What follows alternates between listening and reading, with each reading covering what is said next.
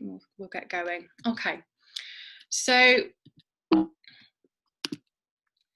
busyness, the state or condition of having a great deal to do. And I'm pretty sure most of you at some point will use the word, I feel busy, I feel, oh, I've got too much on my plate, oh, life's crazy. I use the word manic a lot. I say I'm manic. We all have our way of articulating what it feels to feel busy. But busyness in our world right now is another level. But even without what's happening with the pandemic, work life as we know it is already really challenging, and it's more challenging than it was 30 years ago.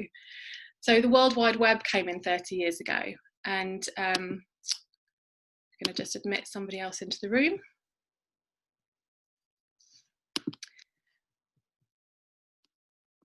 How do I get rid of that? There we go. Hold up. I'm going to go back to this one. Right. So the world 30 years ago changed when the World Wide Web came in, and we're actually cramming 5 times more information to our brain now than we ever used to. So think of your parents, think of your grandparents. They didn't have as much information overload as we have now.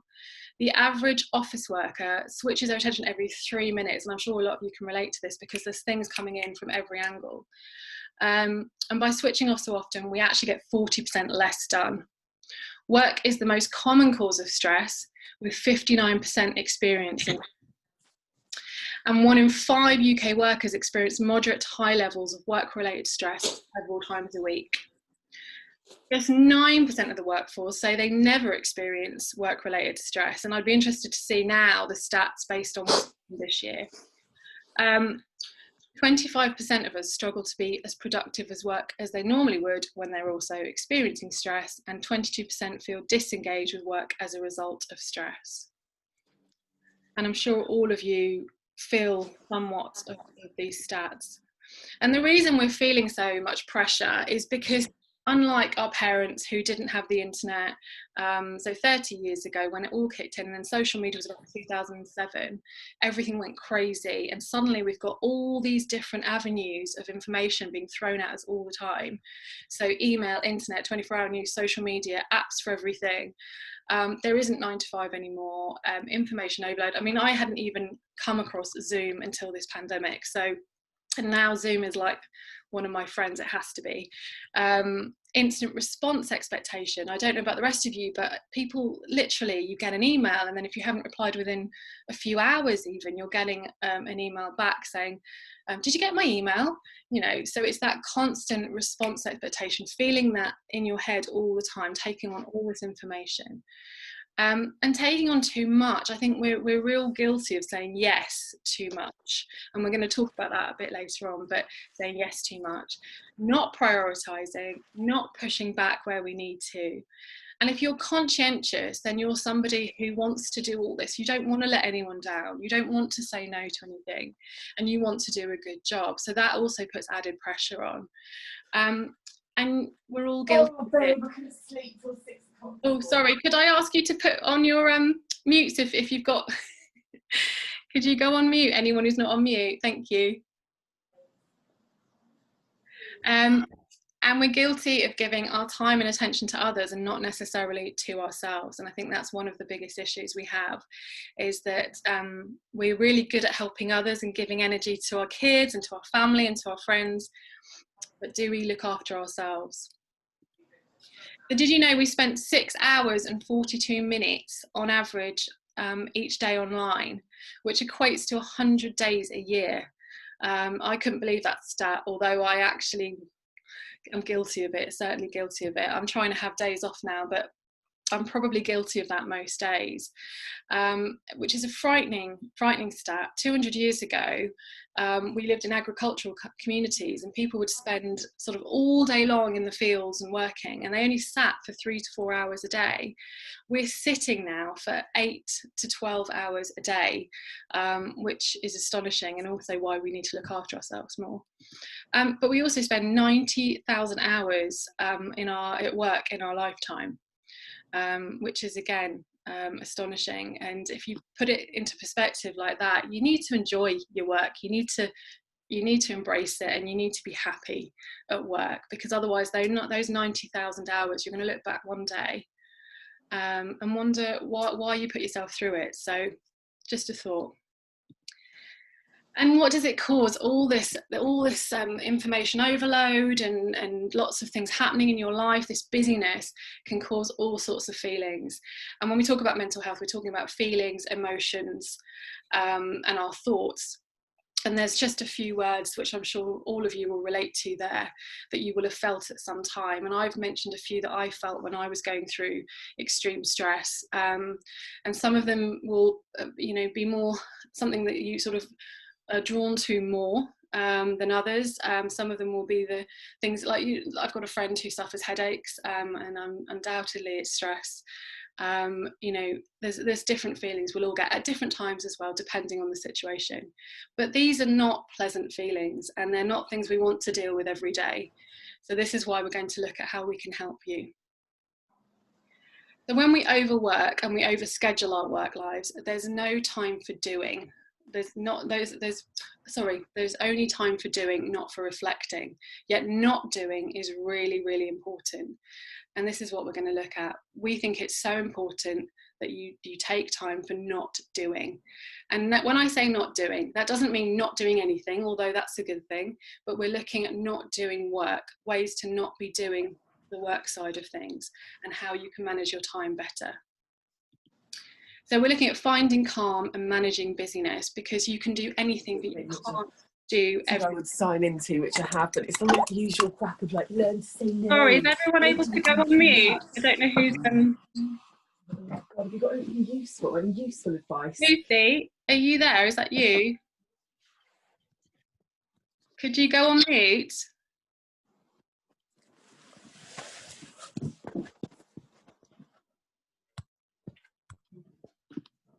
Nope. Okay, I don't know if that's worked. Sorry, everyone. So are you, in terms of your personality type, someone who is the swan? And do you manage your work life by being the swan? Are you calm, controlled and graceful, but under the waterline you're manically paddling? And you might relate to that personality type. Or are you the bee, diligent and hardworking, moves around quickly, doing lots and lots of things? Or are you cool as a cucumber, cool as anything, relaxed about life, what will be, I'll get it done in my time, no worries. And you'll probably relate to one of those personality types, and none of them are wrong and none of them are right as such, but it's just who you are. And therefore there'll be different ways you handle the stress and things being thrown at you. So just next time you're thinking about your character type, it's good to be aware. Because the swan, you might look calm and controlled, and you might not want to show that you're feeling stress, but under the waterline you are manically paddling, and you do need support. So just be aware of that. And if you're the busy bee, you're probably exhausted at the end of the day. You're probably getting home and you're physically and mentally exhausted. And actually, do you need to address that? Do you need to look at that? And if you're cool as a cucumber, yes, a lot of things will go over your head, but are you so relaxed that you're not registering your emotions and you're not thinking about your thoughts? So it's just to think about your personality type here. So one of the things that's really, really important is saying no. And we're so good at saying yes. We were all brought up to be good people, and we say yes to things, and we don't want to let anyone down. But actually, part of self-care is saying no. So one of the things is saying no to the non-essential things. So if it doesn't support what you're assigned to do and you haven't got the time for it, say no. Doing one thing at a time. So if you're in the midst of a project and you need to focus on one thing, and you work better when you're focused on one thing, again, say no. You can push it back. You could set an expectation and say, I'll do it later, but for now it's a no. And think about the impact of saying yes. So if you're going to say yes to things, what's the impact going to be on other people? If you say yes to something, is it going to impact your workload? Is it going to impact colleagues' workloads? And is it going to impact your home life as well? Really, really important. So just think about that. And then finally, setting expectations. And I always think it's really important to start with saying, let me think about it. Because it's so easy sometimes to get caught up in a moment and say, yeah, I'm fine, I can do that. But actually, thinking it through, you might think, oh, actually, no, this isn't going to work for me. So just start with, let me think about it. Go away and really do take that moment to think about it, and will it serve you? If it won't serve you, say no. Okay, so working smarter, not harder. So just really important. I mean, some of these are really obvious, I appreciate that, but it's interesting how many people don't do these things. Prioritizing, getting caught up with other things happening and then jumping to something else. Well, actually, no, do you know what? I need to get this project finished, so I'm going to prioritize that today. And being quite strict with yourself and disciplined with yourself is so important. Creating a routine, and not everyone likes routine, but I actually think it really helps to have some form of routine. So even during lockdown, I've been getting up and making sure I'm starting work by 9. It was just my way of focusing. I have to get dressed to work. Some people don't, but for me, that's my routine. But taking breaks when I need to take breaks. But also scheduling in the good stuff. So creating a routine where you've scheduled in the things that are good for you as well. But be disciplined, especially with COVID and what's going on. You might be working at home and it would be really easy to get into bed and do some work. It'd be really easy to work in the morning in bed, whatever. Set yourself times and cut off, and take your evening and divide your home and work life that way. Delegation. Now, a lot of people really struggle to delegate because they kind of feel that if they do it themselves, they're going to do a better job. Or actually, by the time I've trained someone else to do it, I might as well have done it myself. But actually, it's really important for someone else's growth to delegate, for one thing. You know, give them the opportunity to learn and give someone else, but also take back some of your time. If you don't need to do this, take back some time, because your time is so precious. And then communicate as well. So communicate is really important. So a lot of people don't say it when they're feeling stressed. Hold on, I'm going to let someone else in. Hopefully that's worked.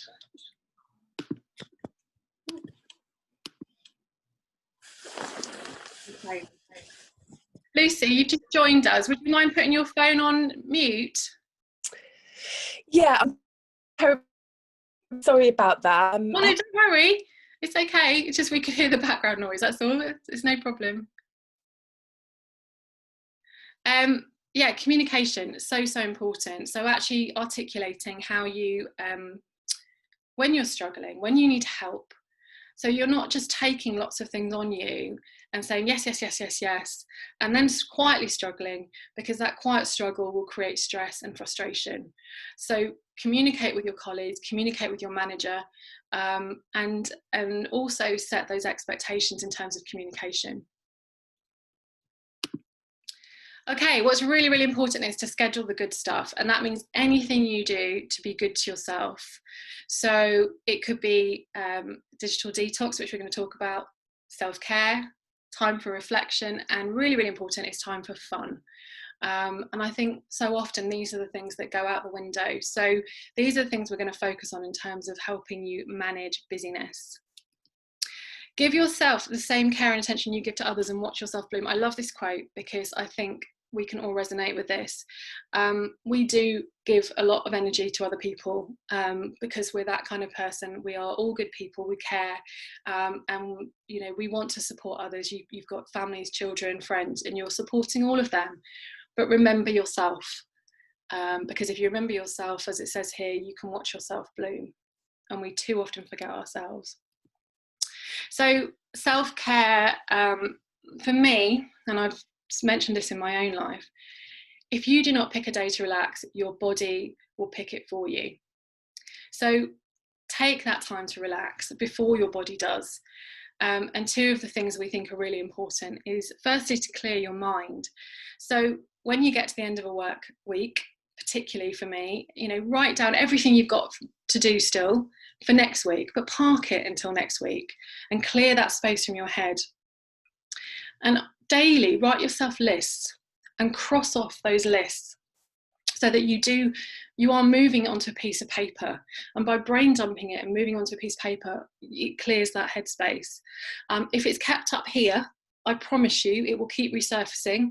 You'll wake up in the middle of the night and it'll be there swirling around, So brain dump and clear space, and do that especially when you have time away. So it could be a holiday, weekends away, but do that. Give yourself permission to pause, so to have time out when you need it. It's so vital to give yourself that time. If you're feeling like I did yesterday, where you just need some quiet time, it might be you want to go for a walk, you might want to go and have a sleep, you might want to just go and sit in your room and listen to music, whatever it is for you that just gives yourself permission to pause. And it's such a powerful thing to do. Just 10 minutes can make all the difference. And if you're in a work environment, and those of you who are currently working in a building, or going out to work, I should say, when you get your breaks, go and have some quiet time, and do whatever it is that gives you time to pause and just rest your head for a minute, and it will make all the difference.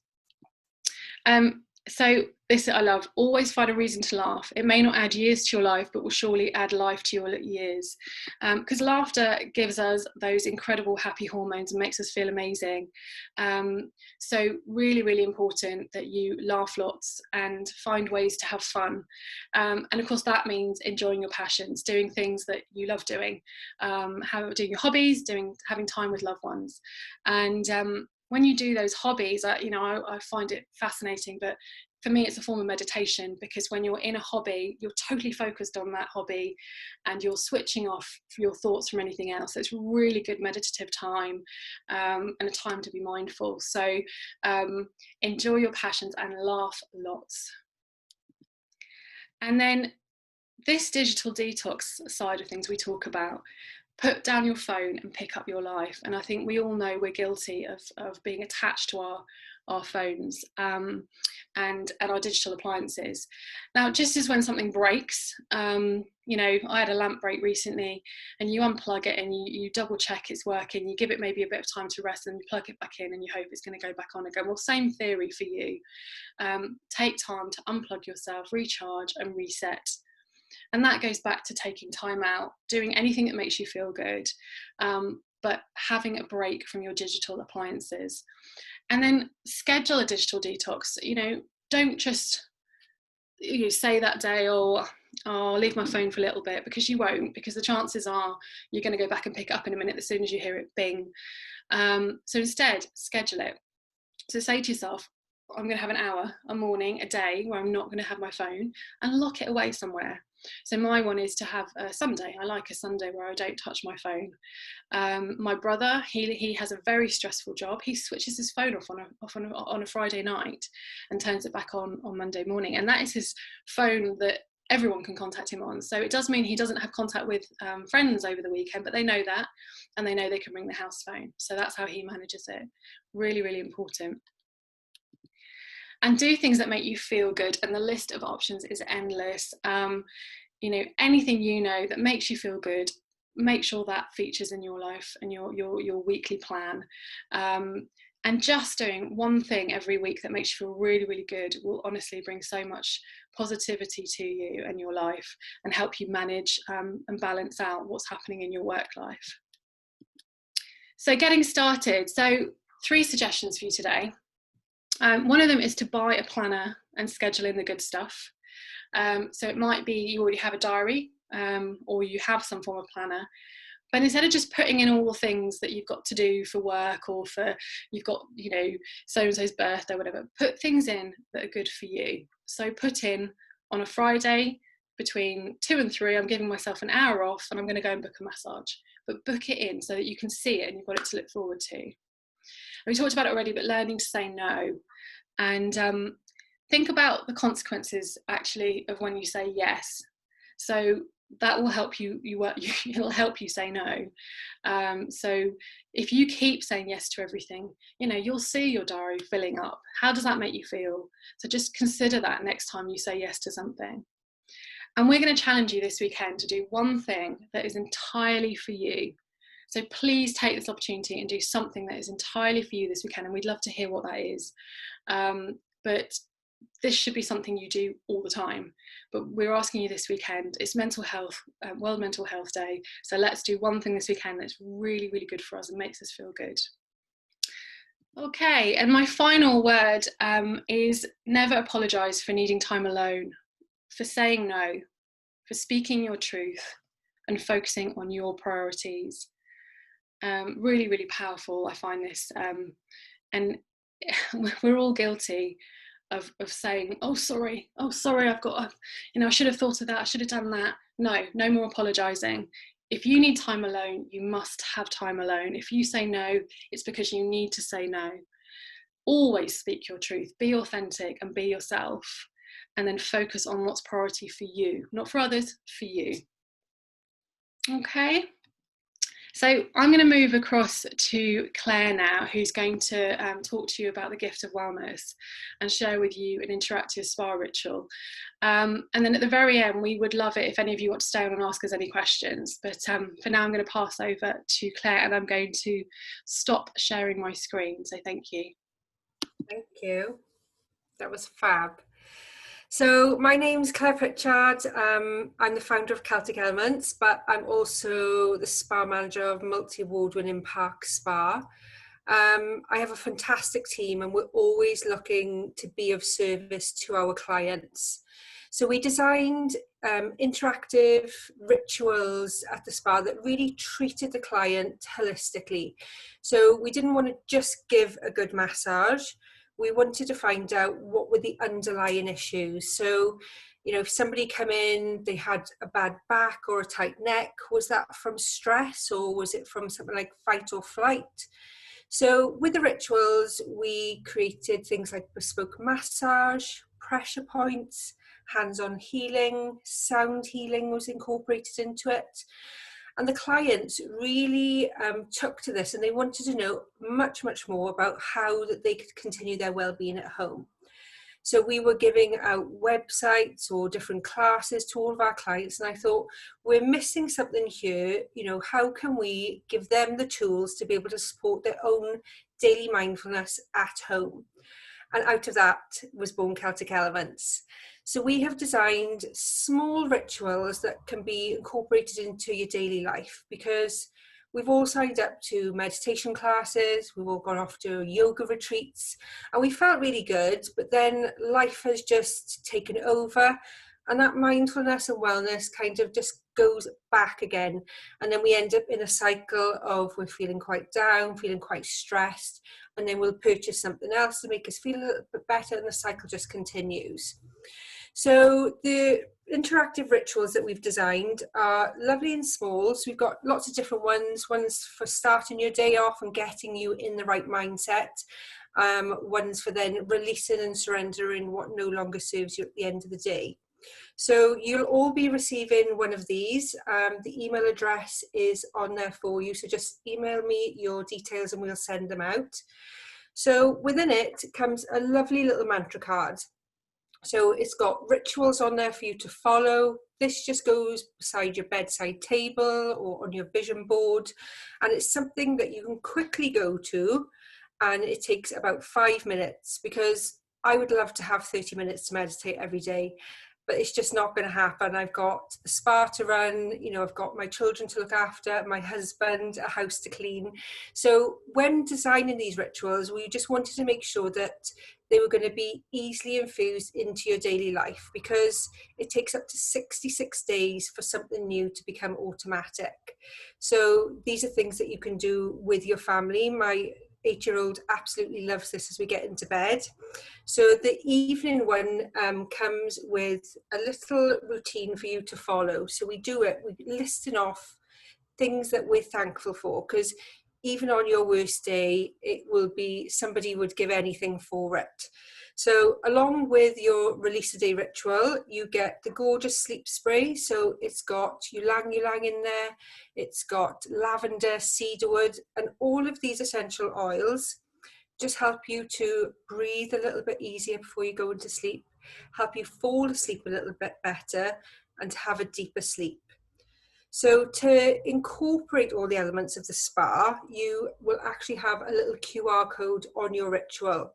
So as you're getting into bed, you can swipe over that QR code, and it's going to then bring in the sound healing music. So for that ritual, it's 5 to 8 hertz, which is the frequency of love. So you can either just spray your pillow at night, or you can just turn your bedroom into a full wellness oasis for 5 minutes and just give yourself the gift of time. So what I'm going to do now is do one of our gorgeous meditations. Celtic Elements has a community online, so we're on Facebook, we're on Instagram, you can find out a lot more about the products there. But what we also do every day is just try and support everybody. So we share vibe of the day, and then every Wednesday and Sunday we'll have an interactive meditation which you can join in for the day. So if everybody can just get themselves nice and comfortable, and we're going to do a quick little meditation and just show you how easy it is to just center yourself in the here and the now. So when you're ready, if you can all just close your eyes for me and just take a couple of big deep breaths in and out. Don't force it, just find your own rhythm. So as you breathe in, fill those lungs, expand your tummy. And as you breathe out, release any tension that you're holding in the body. Breathe in, breathe out. And as you breathe out, release any regrets that you have from this week. When we take a mindful moment, we're in the here and the now, as that is all that matters. The here and the now is filled with balance, hope, opportunity, connection. Breathe in, breathe out. Breathe in energy, breathe out stress, fear, anxiety. The here and the now allows us to slow the mind down, slow the constant chatter, the regret of past failures or the worry of what is to come. The here and the now allows us to let it go.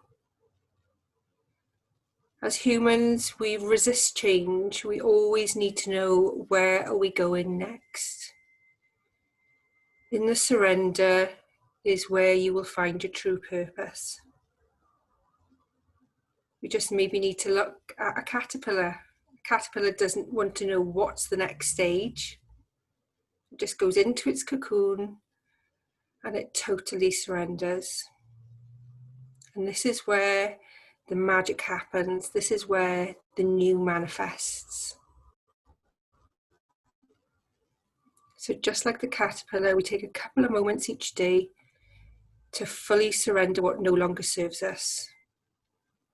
Just remind ourselves that this is not how my story ends.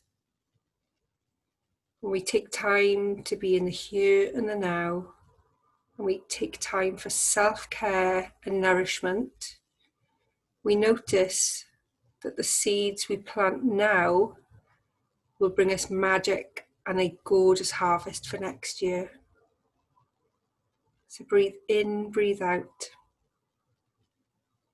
And as you breathe in love, feel that fill and expand the body. And as you breathe out, it will just work its way out through the aura.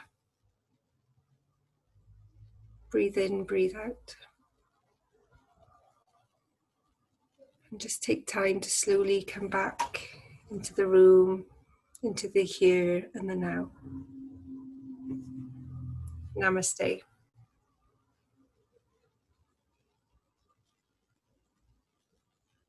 I hope you've all enjoyed, and that is how easy it is to infuse a mindful moment into your day. And sometimes we just get so caught up in everything that's happening around us in our to-do list. But just by giving yourself 5 minutes, the morning and the night, can really transform your outlook on life. Happy World Mental Health Day. Thank you, Helena. Thanks, Claire. That's wonderful. So I'm going to stop recording now, and then if any of you want to take some time with Claire and I, we're going to stay on and we can get a conversation going. So I'm just going to stop the